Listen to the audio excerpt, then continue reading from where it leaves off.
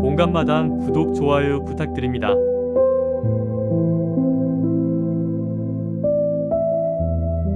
프롤로그, 사랑의 정의. 어떤 이야기는 한 사람의 선택에서 시작됩니다. 그리고 그 선택이 옳다고 믿는 순간 우리는 이미 다른 누군가의 인생을 바꾸고 있습니다. 윤정희, 63세, 지난 3개월 전 보험사에서 정년퇴직한 할머니입니다.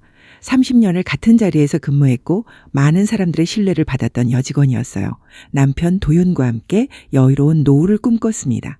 한국관광공사에서 추천하는 유럽여행, 남해 펜션에서 보내는 봄여행, 그런 것들이 그들의 노후 계획이었어요.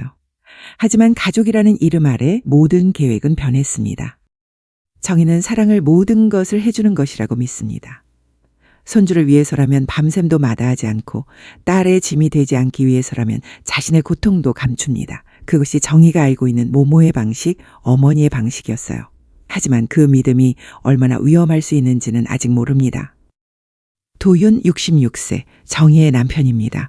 회사원으로 40년을 살았고 이제 퇴직했습니다. 하지만 아내의 피로를 보면서도 그는 말하지 않습니다. 침묵이 사랑이라고 착각한 채로요. 부부는 같은 침대에 누워있지만 그들 사이에는 말해지지 않은 많은 것들이 쌓여 있었습니다. 서윤, 36세, 정희의 딸입니다. 7세 아들을 둔 워킹맘이에요. 육아휴직을 마치고 회사에 복직한 지 겨우 3개월. 일과 육아 사이에서 흔들리고 있고 자신 때문에 엄마가 힘들어한다는 것을 매일 느끼고 있습니다. 하지만 이것을 바꿀 방법이 없다고 생각해요. 지훈, 38세, 서윤의 남편입니다. 스타트업에서 일하고 있고 거의 매일 밤을 새웁니다. 그는 열심히 일하고 있다고 생각합니다. 자신의 가족을 위해 충분히 하고 있다고 믿어요. 하지만 실제로는 모든 것을 아내에게 미루고 있었습니다. 육아는, 살림은 가족의 모든 문제를 말이에요. 하윤이, 7세, 서윤과 지훈의 아들입니다. 할머니를 사랑하고 할머니도 그를 세상 모든 것보다 사랑합니다. 하지만 그 사랑이 어떤 대가를 치르고 있는지는 아직 너무 어려서 알 수 없습니다. 이들의 이야기는 한 가족이 무너지고 깨어나고 다시 함께하는 과정을 담고 있습니다. 그리고 그 과정 속에서 우리는 배웁니다. 사랑이란 무엇인지를, 돌봄이란 무엇인지를, 그리고 손끝에 남겨진 진정한 것이 무엇인지를. 이것은 완벽한 가족의 이야기가 아닙니다. 이것은 불완전한 사랑으로 인해 부서졌다가 다시 그 불완전함을 받아들이며 일어나는 가족의 이야기입니다. 한 장 사랑의 이름으로. 따뜻한 햇살이 내려앉는 오후 3시, 경기도 성남의 작은 아파트에서는 아주 평범한 하루가 시작되고 있었습니다. 하지만 평범해 보이는 하루 속에 이미 모든 것이 결정되고 있었어요. 현관문이 열린다. 손주 하윤이가 버스 유치원 가방을 메고 들어선다. 노란색 가방에는 오늘 배운 숫자 스티커가 붙어 있다. 뒤이어 엄마인 서윤이 따라온다. 서윤의 얼굴에는 피로가 짙게 깔려 있다. 한 주를 버티고 금요일을 맞이한 직장인의 그 특유의 피로. 정희가 소파에서 벌떡 일어난다. 손주를 맞이하는 할머니의 그 순간 그녀의 얼굴은 완전히 다른 사람처럼 밝아진다. 정희가 밝게 물어본다. 우리 하윤이 오늘은 뭐 했니? 재밌었어? 하윤이가 엄마 손을 놓고 할머니에게로 달려간다. 작은 발걸음이 거실을 가로지른다. 하윤이가 신나게 외친다. 할머니 오늘 노래 배웠어요. 반짝반짝 작은 별 배웠어요. 정희가 웃음을 터뜨리며 손주를 품에 안는다. 작고 따뜻한 몸이 할머니를 안는다. 정희가 제안한다. 그래, 우리 할머니한테 불러볼래? 정희는 손주를 안은 채 소파에 앉는다. 하윤이가 작은 목소리로 노래를 부르고 정희는 그것을 듣는다. 손주의 투박한 발음, 음정 없는 노래. 그 모든 것이 정희에게는 세상 모든 음악보다 아름다웠습니다. 손주를 보면 모든 피로가 사라진다고 하죠. 그것은 할머니들이 흔히 하는 말이지만 윤정희에겐 정말로 그랬습니다. 3개월 전 퇴직할 때의 공허함도 남편과의 그 만만치 않은 침묵도 모든 것이 사라지는 순간이었어요. 노래가 끝난다. 정희는 하윤이의 머리를 쓸어주며 우리 하윤이 정말 잘했어 라고 중얼거린다. 한편 서윤은 신발을 벗고 옆방으로 들어간다. 곧 옷을 갈아입고 나온다. 회사 정장에서 편한 집 옷으로 변신한 서윤의 어깨는 여전히 긴장되어 있다. 서윤이 조심스레 엄마에게 꺼낸다. 엄마, 저 이번 주 야근이 좀 많아요. 괜찮겠어요? 정희가 자연스럽게 웃으며 다정하게 대답한다. 당연하지. 괜찮다니까. 우리 하윤이랑 할머니 잘 지내지. 정희는 손주를 더욱 안락하게 안는다. 마치 하윤이가 자신의 책임이고 서윤은 일에만 집중하면 된다는 듯이. 정희가 저녁을 준비 중이다. 냉장고에서 채소를 꺼내며 손목을 굽혔을 때 순간 몸이 경직된다. 다리다. 무릎이다. 약간의 쑤신 느낌이 아니라 명확한 통증. 작은 신호들은 언제나 무시된 채 시작됩니다. 그리고 그 신호를 무시할수록 나중의 대가는 더 커집니다. 정희는 이미 알고 있었어요. 그 통증이 무엇인지. 하지만 인정하지 않기로 했습니다. 정희는 몸을 구부려 냄비를 꺼낸다. 다시 한번 무릎이 쑤신다. 통증이 허벅지까지 흐른다. 하지만 그녀는 이를 악물고 요리를 계속한다. 칼을 들어 양파를 자른다. 손가락이 떨린다. 하지만 계속 자른다. 거실에서 서윤이 하윤이를 봐주고 있다. 엄마와 아들 사이에 따뜻한 시간이 흐르고 있다. 하지만 그것도 오래가지 않는다. 하윤이가 슬픈 목소리로 묻는다. 엄마는 언제 같이 놀아요? 서윤이 미안한 표정으로 답한다. 하윤이 미안해. 엄마가 일이 너무 많아서. 서윤은 아이를 안으려 하지만 마음과 달리 체력이 따르지 않는다. 하윤이의 표정이 흐려진다. 엄마가 자신을 안을 시간도 거의 없다는 것을 7살의 아이도 알 수 있었어요. 딸 서윤은 복직한 지 3개월, 육아휴직을 마치고 다시 직장에 나갔습니다. 그리고 그것은 정희가 손주를 더 자주 봐야 한다는 뜻이었어요. 더 자주, 더 오래, 그것이 할머니의 역할이라고 모두가 생각했습니다. 남편 도윤이 들어온다. 정년 퇴직한 지 몇 개월이지만 그의 몸은 여전히 회사 문화에 물들어 있다. 정장에서 편한 옷으로 갈아입고 거실로 나온다. 직장에서 퇴근한 지 얼마 안 됐다. 서윤은 사위 지훈의 퇴근을 기다리지 않고 서둘러 짐을 챙겨 나간다. 서윤이 서둘러 말한다. 아빠, 지훈이가 늦을 거래요. 미안해요. 도윤이 부드럽게 대답한다. 그래, 조심히 가거라. 조용히. 서윤이 나간다. 그렇게 또 하루가 돌아간다. 손주를 맡기고 가는 딸, 손주를 맞는 엄마, 그것을 지켜보는 남편. 도윤은 거실에 놓여있는 하윤의 장난감들을 본다. 소파 위에도 테이블 위에도 아이 물건들 뿐이다. 책도 있고 블록도 있고 색칠 공부 교재도 여기저기 흩어져 있다. 도윤의 눈에는 이것이 보인다. 자신과 아내가 꿈꿨던 조용한 거실은 온데간데 없고 아이의 장난감으로 가득 찬 공간. 도윤이 혼잣말로 중얼거린다. 이게? 정희가 주방에서 나온다. 정희의 얼굴에는 약간의 피로가 보인다. 하지만 도윤은 그것을 전혀 다르게 해석한다. 사랑으로. 도윤이 조용하게 물어본다. 힘들지 않아? 정희가 밝게 대답한다. 뭐가? 손주 보는데 힘들다고 할 할머니가 어디 있어? 도윤이 걱정스럽게 말한다. 그렇긴 한데 너도 좀 쉬어야지. 이제 우리 둘 여행도 다니고 여유로운 생활을 너 자신을 위해서도. 형이가 단호하게 말한다. 여행은 나중이고 지금 젊은 애들이 얼마나 힘든데? 우리 서윤이도 일과 육아 사이에서 죽어나가는데 지훈이도 밤샘을 하고 있잖아. 우리가 조금 봐주는 게 뭐 큰일이야? 도윤이 다시 말한다. 그래도 넌 퇴직했고 이제 우리 시간이. 정희가 남편의 말을 자르고 남편의 머리를 다정하게 쓸어준다. 도윤이 아파. 난 손주 보는 게 좋아. 정말이야. 하윤이를 보면 우리 손자를 보면 모든 게 보람이 있어. 알겠어? 도윤은 더 이상 말하지 않는다. 그 순간 그는 선택했습니다.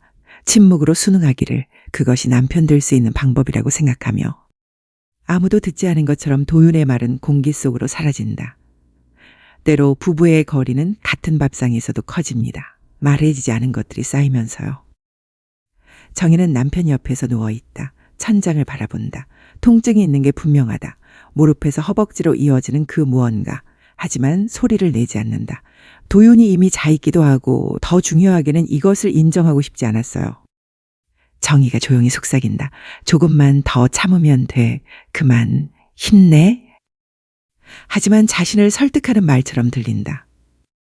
정희는 스마트폰을 켜 밤에 침적한 시간 동안 손주의 사진들을 본다. 하윤이의 순수한 웃음, 그 밝은 표정들, 엄마를 잡고 있는 작은 손들, 그 모습을 보며 정희의 눈에는 눈물이 맺힌다. 그 밤 윤정희는 자신의 선택을 의심하지 않았습니다. 손주를 돌보는 게 자기 역할이라고 생각했어요. 딸을 돕는 게 자기 몫이라고 믿었어요. 남편도 자신의 몸도 그 신성한 사명 앞에서는 중요하지 않았습니다. 그런데 정말로 그럴까요? 그것이 정말 사랑일까요? 아니면 다른 이름의 무언가일까요? 그 답은 곧 찾아올 것입니다. 숨겨진 진실 속에서 말이에요. 정희가 혼자 병원에 간다. 남편에게 말하지 않았어요. 친구와의 약속이라고만 했습니다. 그것도 거짓말입니다. 정희가 정형외과 진료를 받고 있다. 의사는 MRI 사진을 들고 심각한 표정으로 설명한다. 몇십 년을 이 일을 해온 의사의 얼굴에는 예사로운 표정이 없다. 의사가 심각하게 설명한다. 퇴행성 무릎 관절염이 상당히 진행된 상태네요. 수술을 권장하는데. 정희가 놀라며 묻는다. 수술이요? 얼마나 쉬어야 돼요? 의사가 사무적으로 대답한다. 최소 6주는 절대 안 되고 초기 회복까지는 3개월 정도 잡으셔야 해요. 그 사이에 의존할 수 있는 사람이 있어야 합니다. 정희가 무표정으로 말한다. 그렇군요. 그 순간 정희의 머릿속에 떠오른 건 손주 하윤이의 모습이었습니다. 그리고 딸 서윤의 지친 얼굴이었어요. 3개월간 손주를 볼 수 없다는 것. 그건 서윤에게는 절망일 거라고 정희는 생각했습니다. 의사가 강조한다. 너무 미루지 마세요. 상태가 더 악화되면 회복이 더 오래 걸려요. 그리고 일상생활도 힘들어질 거고요. 형이가 작게 대답한다. 네, 알겠습니다. 정희는 진료비를 내고 병원을 나온다. 밝은 오후 햇빛이 눈을 찌른다. 정희는 약국에 간다. 처방받은 약이 필요해요. 정희가 약사에게 묻는다. 이것들로 낫나요? 약사가 친절하게 대답한다. 일단 통증 관리가 먼저입니다. 하지만 진짜 치료는? 정희가 고개를 끄덕이며 나온다. 병원 가방에 담긴 파스와 소염제. 그것이 정희의 모든 선택이 되어버렸습니다. 정희가 거리에서 중얼거린다. 조금만 더 버티면 나아질 거야. 얼마나 안 쉬고 일하는 사람들도 많은데 이 정도는. 자기 기만은 때로 우리가 할 수 있는 가장 쉬운 선택입니다. 2장 숨겨진 균열. 인생의 가장 큰 반전은 언제나 예기치 않게 찾아옵니다. 혹은 이미 있었는데 우리가 못 본 것일 수도 있어요. 모든 균열은 작은 틈에서 시작되니까요. 윤정이는 며느리 서윤의 남편 지훈을 오래전부터 잘 알고 있었습니다. 착하고 성실하며 아내와 아들을 위해 밤을 새우며 일하는 그를 마음으로 존경해왔어요. 그를 좋은 남편, 좋은 아버지라고 생각했습니다. 하지만 그날 정희는 지훈에 대해 전혀 몰랐던 무언가를 마주치게 됩니다. 그리고 그것은 자신에 대한 진실도 함께 드러낼 것입니다. 정희는 손주 하윤이와 블록을 가지고 놀고 있다. 마루 위에 앉아 블록을 쌓는 아이의 모습이 얼마나 귀여운지. 정희의 얼굴에는 미소가 떠날 줄 모른다. 하윤이가 자랑스레 말한다. 할머니 봐봐. 진짜 높아? 정희가 놀라며 환호한다. 우와, 엄청 높네. 우리 하윤이가 건축가 되겠네. 정희는 이제 하윤이를 앉아서만 봐야 했습니다. 일어났다 앉았다를 반복하면 무릎 통증이 너무 심했거든요. 하지만 그 숨깁니다. 아이에게 자신의 약함을 보이면 안 된다고 생각하며 정희가 근심스럽게 중얼거린다. 우리 하윤이 아빠도 힘들긴 하겠지. 밤을 새워가며 일하는데. 거실 탁자 위에는 지훈의 핸드폰이 놓여 있다. 지훈은 화장실에 간 상태다. 평온한 오후가 이어진다. 할머니와 손주의 조용한 시간. 정희가 블록을 정리하려고 일어나려는 순간 무릎이 팍 하고 쑤신다. 그 순간을 참으며 일어선다. 그리고 그때 지훈의 핸드폰 화면이 반짝인다. 알림음이 울린다. 화면에 메시지가 나타난다. 아빠, 엄마 병원비 이번 달까지만 버텨야지. 다음 달에 정말 어렵다고. 내가 좀 더 받아봐야겠어. 그 순간 정희의 세상이 멈췄습니다. 정희는 정신없이 핸드폰 화면으로 다가간다. 그녀의 손이 떨린다. 그 떨림은 무릎의 통증으로 인한 것이 아니었어요. 정희가 속으로 생각한다. 병원비? 뭔 병원비? 지훈이 엄마? 지훈이 어머니가 아파? 그럼 자신의 수술비는 누가 내기로 했던 거지? 보험이? 남편이? 그런데 남편도 퇴직 후 수입이 없는데 정희의 퇴직금? 그렇다면 그 돈은? 정희가 깨달았습니다. 그렇다면 지훈이는 자신의 엄마의 병원비도 내고 있었다는 거예요. 자신의 수술비도, 딸과 손주를 키우면서 밤을 새워가며. 정희는 손 떨리는 손으로 스마트폰 화면을 더 자세히 들여다본다. 메시지는 이미 사라지고 대화창만 남아있다. 지훈의 엄마에게 보낸 메시지. 엄마 괜찮아. 내가 할 수 있어. 너는 치료만 받아. 정희가 혼란스럽게 중얼거린다. 아니야, 이게 뭐가 뭔지. 하윤이가 할머니를 바라본다. 할머니 어때요? 정희가 급히 정신을 차린다. 응, 할머니 괜찮아. 할머니 괜찮단다. 하지만 정희의 눈빛은 이미 변해 있었습니다. 지훈이 화장실에서 나온다. 그는 자신의 핸드폰을 집어들며 아무것도 모르는 표정이다. 자신의 속내가 그대로 드러났다는 것을 꿈도 모르고.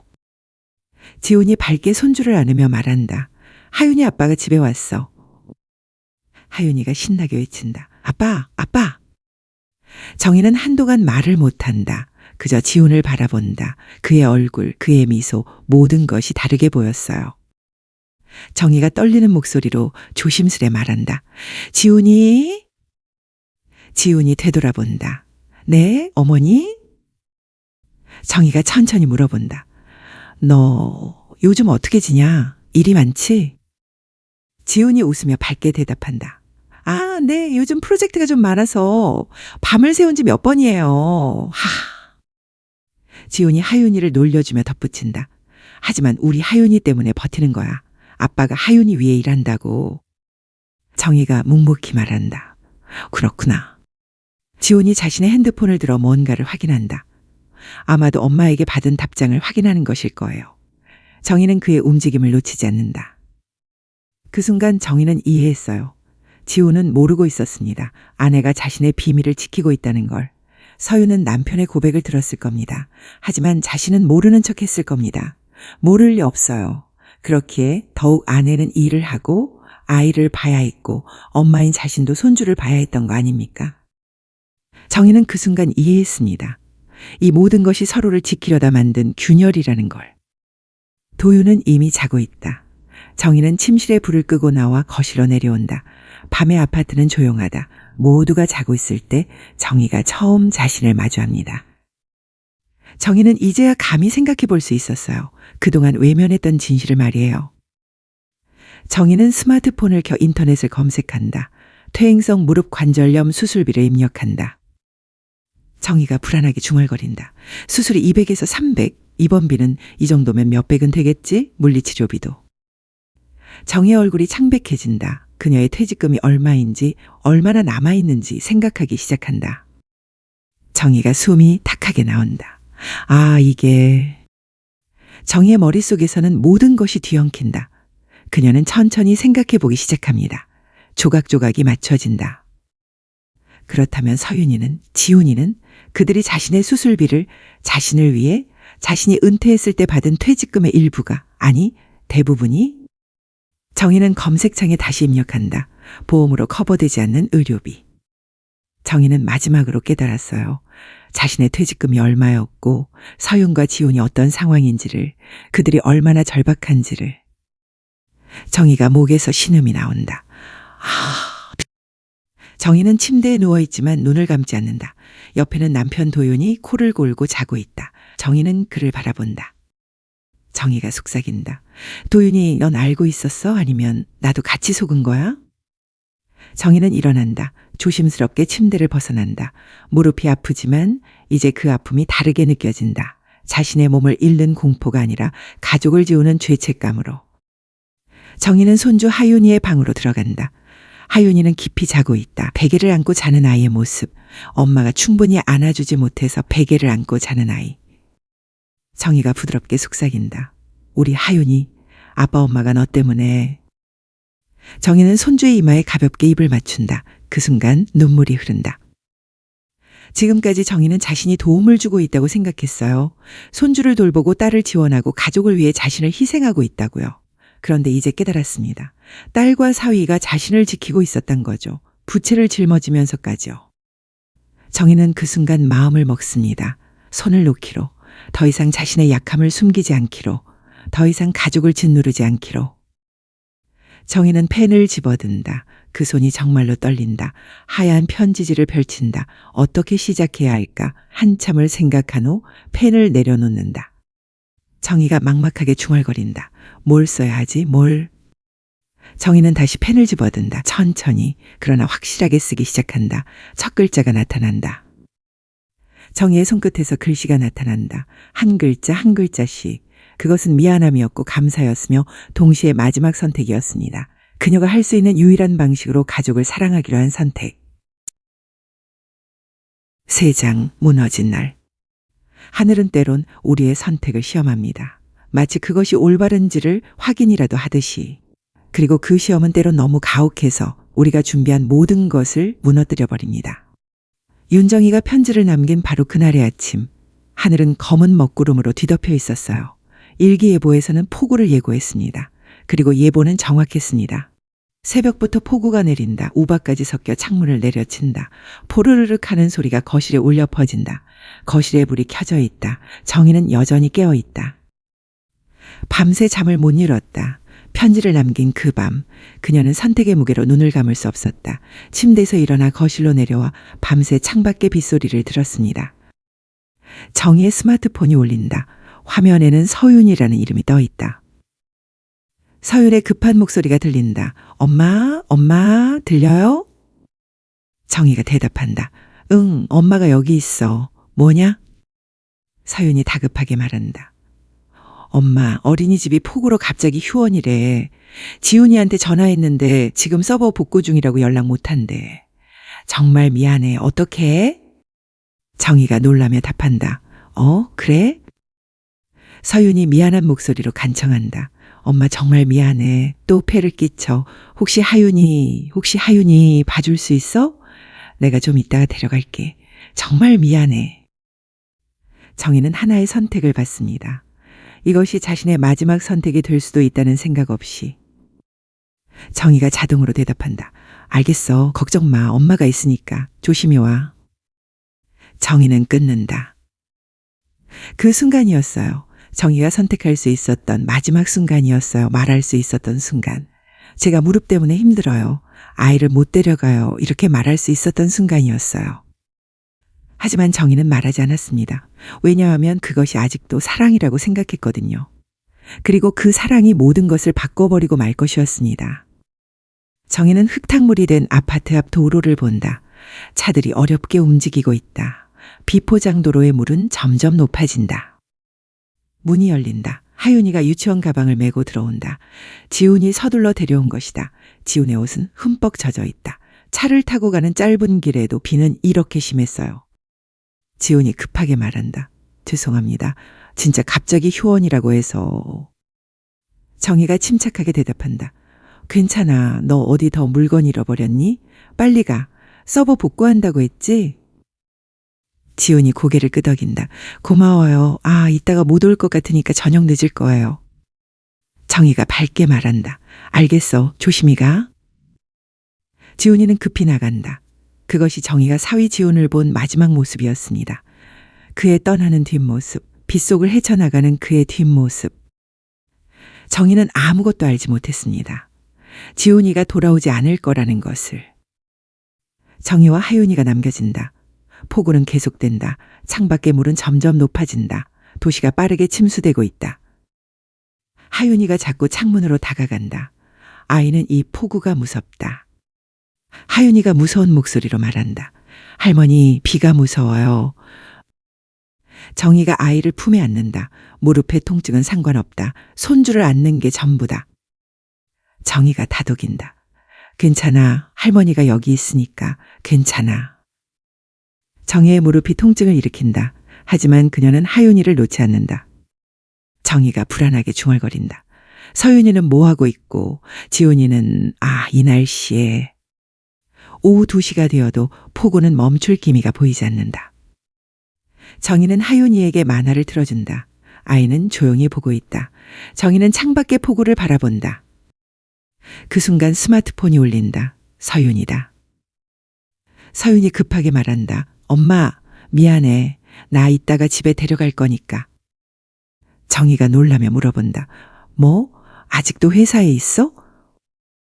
서윤이 미안한 목소리로 답한다. 미팅이 밀렸어. 정말 미안해. 2시간만 더 봐줄 수 있어? 그 요청은 간단했습니다. 단 2시간. 하지만 그 2시간이 모든 것을 바꿀 것이었어요. 정희는 자신이 할 수 있는 말을 했어요. 자신이 해온 말을 반복했어요. 정희가 다정하게 대답한다. 알겠어. 괜찮다니까. 조심히 와. 통화가 끝난다. 그것이 정희와 딸의 마지막 통화였습니다. 서로의 목소리를 나누는 마지막 순간이었어요. 정희는 하윤이의 손을 잡고 있다. 일기예보를 보니 폭우가 계속 내린다고 했다. 서윤에게 전화를 걸었지만 받지 않는다. 회의 중일 거다. 정희가 불안하게 중얼거린다. 뭐 하는 거야? 왜 안 받아? 폭우는 더욱 심해진다. 아파트 현관 앞에서 하수도가 물을 뿜어낸다. 도로는 이미 침수되고 있다. 더 이상 기다릴 수 없다고 정희는 판단했습니다. 정희의 스마트폰이 울린다. 지훈이다. 지훈이 급하게 말한다. 어머니 미안합니다. 서버 때문에 계속 붙들려 있었어요. 지금 서윤이한테 전화했는데 답장이 없어서요. 어머니 혹시 하윤이 봐줄 수 있으세요? 그 순간이었어요. 정희가 선택할 수 있었던 마지막 순간이었어요. 진짜 마지막 순간이었어요. 정희가 말한다. 응, 잠깐. 엄마가 있으니까 괜찮아. 넌 일만 하고. 정희는 끊는다. 만약 그때 정희가 말했다면 제가 무릎 때문에 힘들어요. 아이를 못 데려가요. 택시 탈 수도 없어요. 이렇게 말했다면 어땠을까요? 하지만 정희는 말하지 않았습니다. 그것이 자신의 몫이라고 생각했거든요. 정희는 하윤이를 안고 우산을 들고 선다. 비에 흠뻑 젖지 않으려면 아파트 밖으로 나가야 한다. 택시를 잡아야 한다. 병원으로 가야 한다. 그 순간이었어요. 정희가 마지막 선택을 한 순간. 그녀가 인생을 바꾼 순간. 흙탕물이 된 아파트 앞 비포장도로. 정희의 발이 진흙에 빠진다. 무릎이 비명을 지른다. 그러나 정희는 계속 나아간다. 아이를 안은 팔은 떨린다. 정희의 다리는 이미 한계를 넘어섰다. 하지만 멈추지 않는다.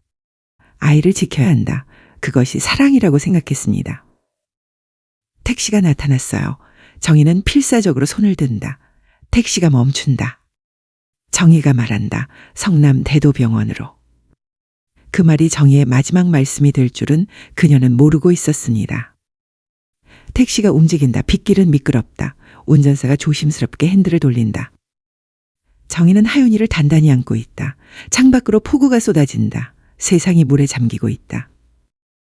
정희의 얼굴에는 고통이 흘러내린다. 무릎의 통증을 넘어 뭔가 다른 통증이 그녀를 흔들고 있다.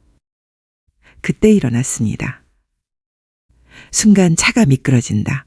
운전사가 소리를 지른다. 아! 정희가 하윤이를 더욱 단단히 안는다. 택시가 넘어진다. 금소금이 울린다. 흙탕물이 튄다. 세상이 회전한다. 정희의 몸이 차 안에서 흔들린다. 그녀는 하윤이를 끝까지 놓지 않는다. 무릎이 대시보드에 부딪힌다. 뭔가가 부러지는 소리가 난다. 정희의 목에서 신음이 나온다. 하지만 아이는 안전하다. 아이는 엄마의 품속에 있다. 구급차의 사이렌 소리가 울린다. 정희는 들것 위에 누워있다. 하윤이는 옆자리에 앉아있다. 다행히 아이는 상처가 없다. 정희가 자신의 모든 것으로 지켜냈기 때문입니다. 정희의 의식이 흐려진다. 무릎은 이미 골절 상태다. 뇌출혈도 있는 것 같다. 갈비뼈도 금이 같다. 의료진이 정희의 맥박을 확인한다. 응급구조원이 말한다. 혈압이 내려가고 있습니다. 정희의 눈이 감긴다. 의식이 멀어진다. 마지막으로 그녀의 입술에서 말이 새어나온다. 정희가 속삭인다. 편지 그거 읽으면 안 돼. 정희의 목소리는 점점 작아진다. 서윤아 미안해 정말. 그리고 정희의 눈이 완전히 감긴다. 윤정희는 그렇게 의식을 잃었습니다. 그녀의 손에서 모든 것이 놓아졌어요. 그녀의 선택이 모든 것을 바꿔버렸습니다. 응급실은 혼란스럽다. 정희는 수술실로 옮겨진다. 의사들이 서둘러 움직인다. 하윤이는 울고 있다. 내장, 감정의 회복.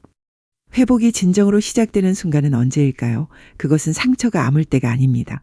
또한 육체적 고통이 사라질 때도 아니에요. 진정한 회복은 우리가 과거를 있는 그대로 받아들이고 그것이 나를 어떻게 만들었는지를 이해할 때 시작됩니다. 그리고 그 이해를 바탕으로 새로운 약속을 만들 때 완성되는 거죠. 정희가 눈을 뜬다. 천천히, 매우 천천히. 의식이 돌아오는 과정은 고통스러웠습니다. 정희의 눈이 반쯤 떠진다. 화면이 흐릿하다. 음향도 이상하게 들린다. 서서히 초점이 맞춰진다. 시간이 흐른다. 천장이 보인다. 병원 천장이다. 하얀 천장, 형광등. 그것들이 정희의 의식으로 스며든다. 정희가 속삭인다. 오. 그 한마디로 알람이 울린다. 간호사가 달려온다. 간호사가 말한다. 어머니 깨셨네요. 정신이 드세요? 정희가 다시 말한다. 여기는? 간호사가 친절하게 대답한다. 병원입니다. 사고가 나셨어요.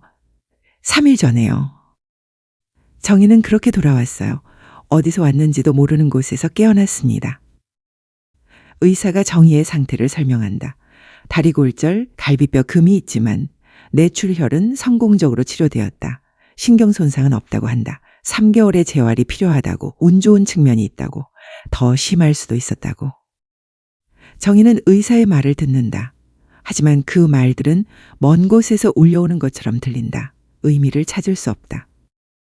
정희가 혼잣말을 한다. 3개월, 그럼 하윤이는? 문이 열린다. 서윤이 들어온다.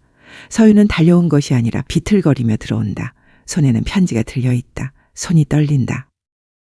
서윤의 눈빛이 다르다. 그것은 분노와 슬픔과 사랑이 복잡하게 뒤섞인 눈빛이다. 서윤이 말한다. 엄마. 정희가 서윤을 본다. 그 순간 정희는 자신이 잃어버린 모든 것을 본다. 정희가 속삭인다. 서윤이 침대 옆에 앉는다. 몸과 마음이 모두 지쳐있다. 3일 동안 병원을 떠나지 않았어요. 서윤이 편지를 정희에게 보여준다. 서윤이 말한다. 이거 봤어요. 정희 얼굴이 창백해진다. 정희가 중얼거린다. 아, 내가. 서윤이 질문을 한다. 엄마, 뭐예요? 이게 뭐예요? 정희가 침대에 누운 채 눈물을 흘린다. 서윤이 질문을 반복한다. 엄마, 왜 이런 편지를 남겼어요? 정희가 천천히 말한다. 지훈이한테 엄마가 본 거 너는 알아? 서윤이 말한다. 뭘 봤다고요? 정희가 답한다. 엄마 수술비 너희가 낼 거 아니었니? 지훈이 엄마 병원비까지? 서윤이 목이 메인다. 그 순간 모든 게 노출된다. 그동안 숨겨온 모든 것들이. 정희가 계속 말한다. 엄마는 그걸 보고 깨달았어. 내가 너희를 도와준 게 아니라 너희가 날 도와준 거라는 걸. 그런데 내가. 정희의 목소리가 떨린다. 내가 계속 받아먹고만 있었어. 이번엔 정말 너희가 날 안 되게 하는 게 나을 것 같았어. 서윤이 엄마의 손을 잡는다. 손이 떨린다. 서윤이 말한다. 엄마, 그게 사랑이라고 생각했어요? 손 놓는 게? 정희가 눈을 감는다. 눈물이 흘러내린다. 정희가 속삭인다. 그게 사랑이 아니었나? 서윤이 울음을 터뜨린다. 엄마가 우리한테 시키고 싶으신 게 뭐예요? 엄마한테서 손 떼라고, 엄마를 버리고 살라고. 엄마는 뭘 생각하신 거예요? 도윤이 들어온다. 도윤은 3일 동안 병원을 떠나지 않았다. 아내의 침대 옆에서 밤새 지켜왔습니다. 도윤이 말한다. 서윤이는? 정희가 대답한다. 나갔어. 지훈이를 찾으러. 그리고 하윤이를. 도윤이 침대 옆에 앉는다. 부부 사이에는 3일간 쌓인 침묵이 있다. 그것은 단순한 침묵이 아니라 무거운 공기다. 도윤이 말한다. 내가 알았어. 처음부터. 정희가 도윤을 본다. 도윤이 계속 말한다. 너 무릎 아팠잖아. 나 이미 알고 있었어. 그런데 난 뭐라고 말해야 할지 몰랐어. 정희가 속삭인다. 도윤이 말한다. 그리고 서윤이, 지훈이, 난 다 알았어. 그들이 얼마나 힘들어하는지. 그런데 넌 누가 도와줄 거라고 생각했어. 넌 충분히 잘할 거라고 생각했어. 그게 내 무책임이었어. 도윤이 눈물을 닦는다. 그런데 결국 다 넘어뜨렸네. 정희가 남편의 손을 잡는다. 정희가 말한다. 미안해, 정말로. 도윤이 말한다. 넌 뭘 미안해하니? 넌 사랑했잖아. 모든 게 사랑이었잖아. 그게 문제였어. 너 혼자만 사랑했어. 5장 사실의 직면. 서로를 이해하기 위해서는 때로 진실 앞에 함께 서야 합니다. 그리고 그 진실이 얼마나 아프더라도 그것을 나누는 순간 우리는 한 발 더 가까워집니다. 진실은 무기가 아니라 다리가 될 수 있거든요. 가족들이 모두 병실에 모여 있다. 서윤, 지훈, 도윤, 그리고 정희. 하윤이는 친구 집에 맡겨졌다. 아이는 할머니를 보기를 기다리고 있습니다. 모르고 있습니다. 지금 일어나는 모든 일을. 서윤이 말한다. 엄마 이제 말해줄래요? 뭐가 뭐였는지. 정희가 깊게 숨을 쉰다. 가족을 마주하는 것이 이렇게 무거울 줄은 몰랐습니다. 정희가 말한다.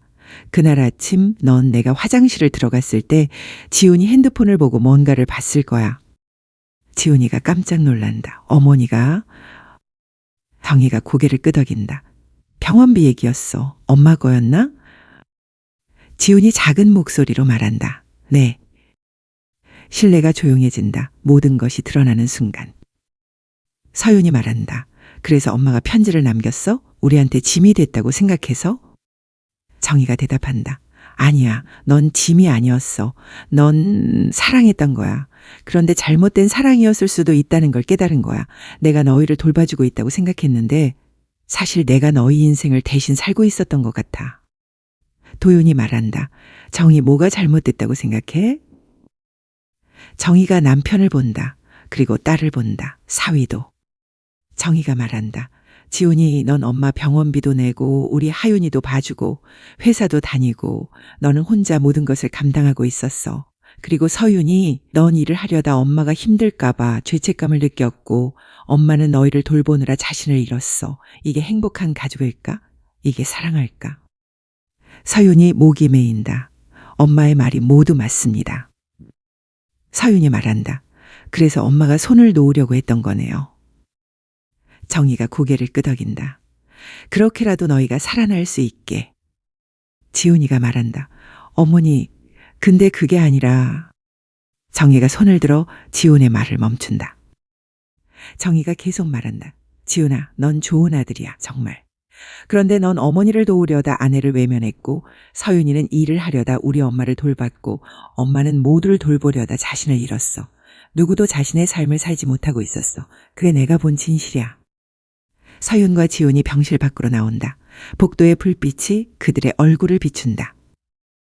서윤이 지훈에게 말한다. 넌 어머니 병원비 때문에 얼마나 힘들었어. 왜 나한테 말 안 했어? 지훈이 대답한다. 괜찮았어. 충분히 일했으니까. 서윤이 말한다. 앞으로는 안 돼. 넌 나랑 얘기해야 해. 우리가 함께 가야 할 일들을. 우리는 부부잖아. 지훈이 아내의 손을 잡는다. 지훈이가 말한다. 미안해. 정말 미안해. 서윤이가 말한다. 나도 미안해. 나도 너를 못 봤어. 넌 그렇게 힘들어하고 있었는데 내가 너를 괴롭혔어. 엄마를 핑계 삼아서. 부부가 침묵 속에서 손을 맞잡는다. 도윤과 정희만 남겨진다. 도윤이 말한다. 이제 뭘 할 거니? 정희가 대답한다. 잘 모르겠어. 다리도 깁스했고 어떻게 살아갈지. 하지만 조금 다르게 살아야 할 것 같아. 도윤이가 정희의 손을 잡는다. 도윤이 말한다. 우리 다시 시작하자. 제대로. 이번엔 진짜. 정희가 도윤을 본다. 그의 얼굴에서 사랑을 본다. 그동안 보지 못했던 남편의 사랑을. 6장 눈물의 대화. 우리는 언제 자신을 사랑하기 시작할까요? 그것은 누군가가 우리를 사랑한다는 것을 느낄 때부터가 아닙니다. 그것은 우리가 자신의 약함을 인정하고 그 약함 속에서도 자신의 가치를 발견할 때부터입니다. 정희가 퇴원 준비를 하고 있다. 의사는 집에서의 재활을 강조했다. 최소 3개월이 필요하다고. 하지만 생명의 위험은 없다고. 운이 좋았다고. 서윤과 지훈이 정희를 수레에 태운다. 도윤은 옆에 서서 짐을 챙긴다. 하윤이가 할머니의 손을 잡는다. 아이는 3일 만에 할머니를 본다. 한참을 그냥 할머니를 안는다. 하윤이가 말한다. 할머니, 집에 가요?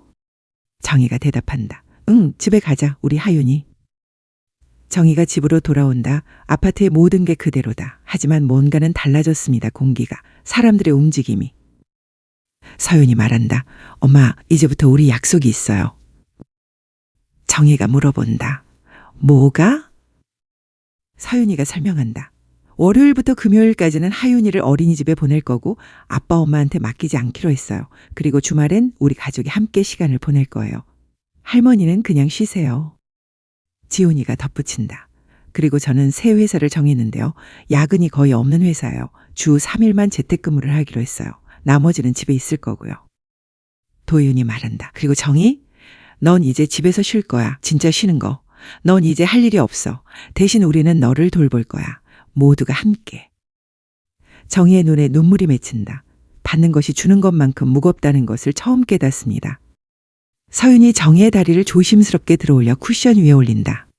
서윤이 말한다. 엄마, 통증 있으세요? 정희가 대답한다.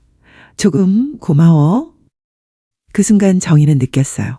받는 것도 주는 것만큼 어렵다는 걸. 아니, 더 어렵다는 걸. 가족 모두가 식탁에 앉는다.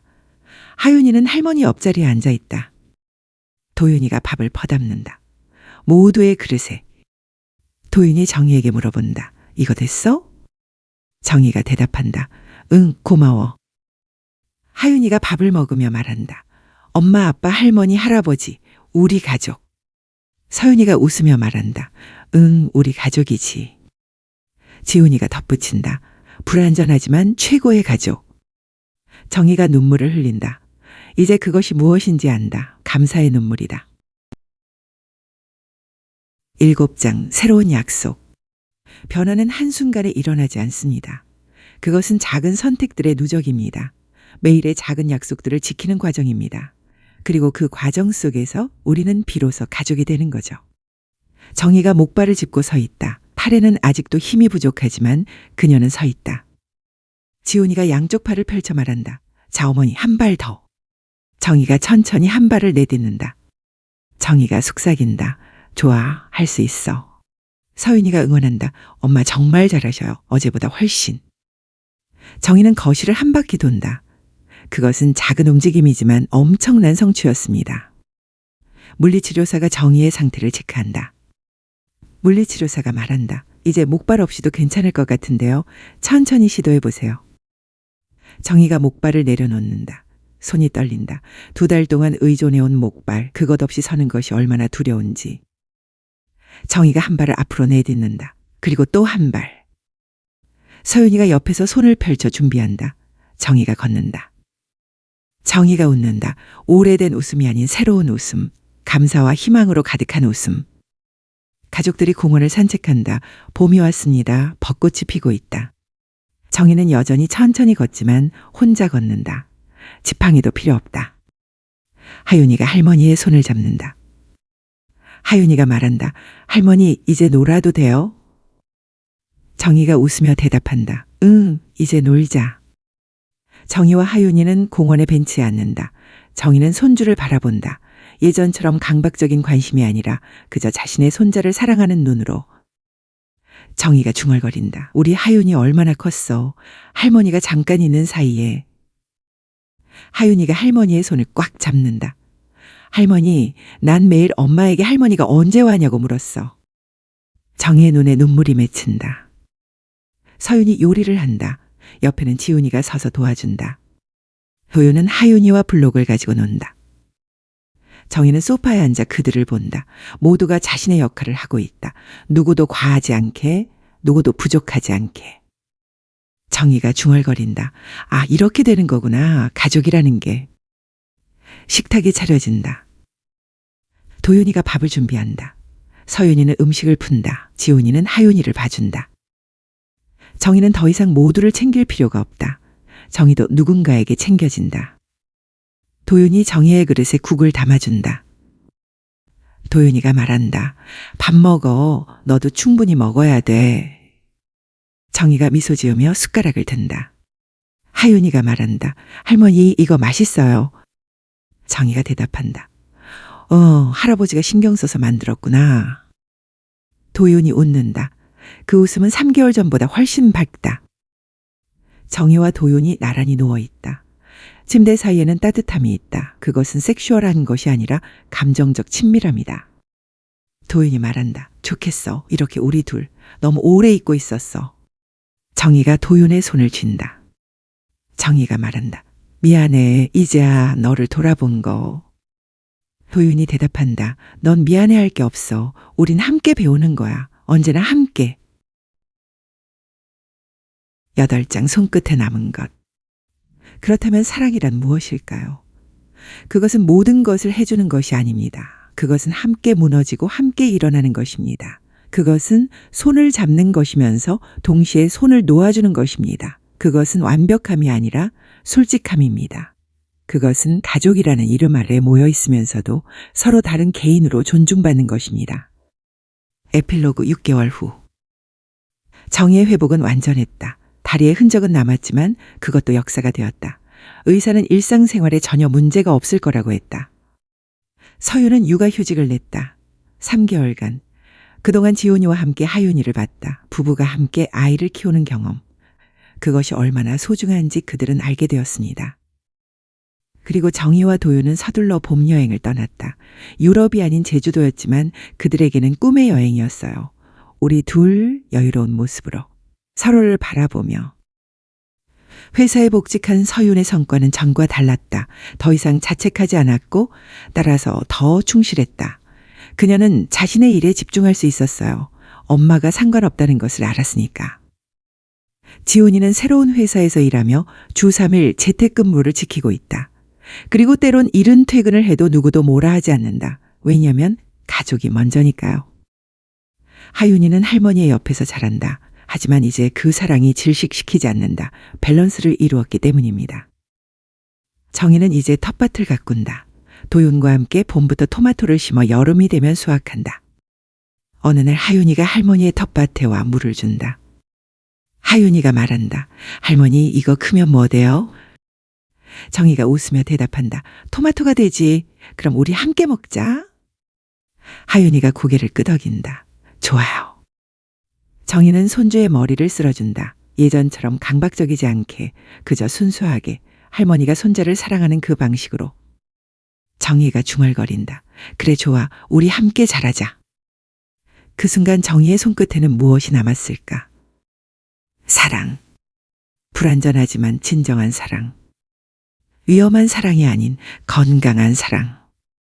모두를 짓누르는 사랑이 아닌 모두를 살려내는 사랑. 손끝에 남은 편지는 없습니다. 하지만 그 편지가 남긴 모든 것이 여기 있습니다. 손주의 손, 딸의 미소, 사위의 감사, 남편의 따뜻한 손길. 그것들이 정희의 손끝에 남은 유일한 것이었고 그것이 모든 것이었습니다.